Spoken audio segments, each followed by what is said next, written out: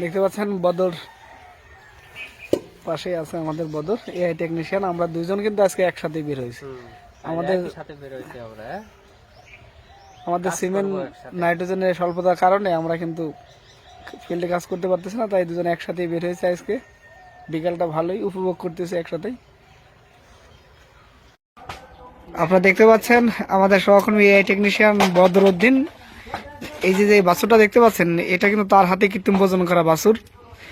এর আগে এই গরুটার কৃত্রিম প্রজনন করে এই বাছুরটা হয়েছে, সেই গাভীটাই হিটে আসছে। আবার আমাদের সহকর্মী বদরউদ্দিন তিনি কিন্তু সেই গাভীটাই আবার প্রজনন করাবেন।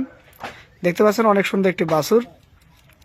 আমাদের আলসা ইউনিয়নের এআই টেকনিশিয়ান মোহাম্মদ বদরউদ্দিন, অনেক সুন্দর একটা শাহিওয়াল বাছুর। আমরা এখন অবস্থান করছি বড় আলসারা, সেখানেই এই বাছুরটার মা হিটে আসার কারণে আমাদের সহকর্মীর সাথে আমিও এসেছি এখানে। এখন এআই কাজ হবে, কৃত্রিম প্রজনন হবে সেই গাভীটার, যেটা এটার মা। দেখতে পাচ্ছেন বাছুরটি অনেক সুন্দর। কিন্তু আমার সামনে যিনি এআই কাজের জন্য গান সেটিং করছেন আমাদের আলসারা ইউনিয়নের সরকারি এআই টেকনিশিয়ান মোহাম্মদ বদরউদ্দিন। আপনারা যারা এরকম সুন্দর সুন্দর বাছুর পেতে চান, অবশ্যই আমাদের সারা বাংলাদেশে যারা সরকারি এআই টেকনিশিয়ান আছেন তাদের সাথে যোগাযোগ করবেন। আচ্ছা, আপনার নাম কি? আমার নাম আতিয়ার রহমান। আপনার যে বাছুরটা হয়েছে এটা এআই করছিল কে? বদরউদ্দিন। তো বাছুরটা যে হয়েছে এটা দেখে আপনি খুশি? হ্যাঁ, আমি খুশি আছি। তো এইটা এই যে বাছুরটা হয়েছে এর মাকে কি খাওয়ানো হয়? আপনি কি খাওয়ান? কাঁচা ঘাস কি খাওয়ানো হয়? না, কাঁচা ঘাস খাওয়ানো হয় না। ও, কাঁচা ঘাস কি মাঠে পাওয়া যায় না নাকি? মাঠে পাওয়া গেল, কাটার লোক নেই। তো এ তো গরু তো অনেকগুলোই দেখছি, যে এগুলো লালন পালন কি আপনি করেন নাকি? আমিও করে, আমার ছেলে বেশি করে, আমার বড় ছেলে। তো বাছুরটা মাশাআল্লাহ অনেক সুন্দর আছে। বাছুরটা বয়স কতদিন হয়েছে? 3 মাস চলছে।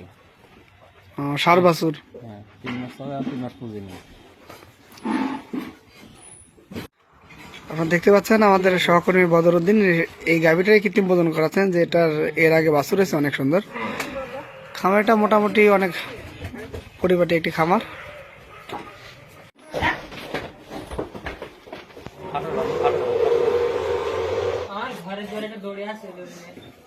ওই দড়ি খাটের বান্না কাল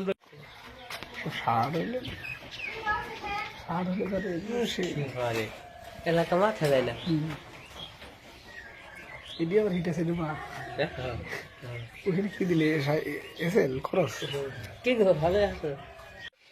এখন আমরা আমার সহকর্মী বদরের সাথে চলে এসেছি ক্ষুদ্র আইলসাড়ায়। এখানে একটি গাভী কৃত্রিম প্রজনন করা হবে। দেখতে পাচ্ছেন আমাদের বদর বসে আছে গাড়িতে।